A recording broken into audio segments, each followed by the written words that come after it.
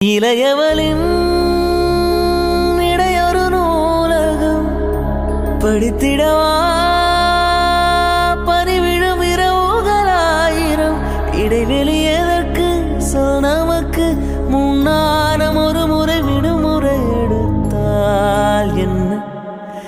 என்னை தீண்டக்கூடாதென வானோடும் சொல்லாத வங்கக்கடல் என்னை ஏந்த கூடாதென கையோடு சொல்லாத புல்லாங்குழல் நீ தொட்டால் நிலவினில் கரைகளும் நீளுமே விழிகளில் வழிந்திடும் அழகு நீர்வீழ்ச்சியே எனக்கு நீ உனை தர எதற்கு ஆராய்ச்சியே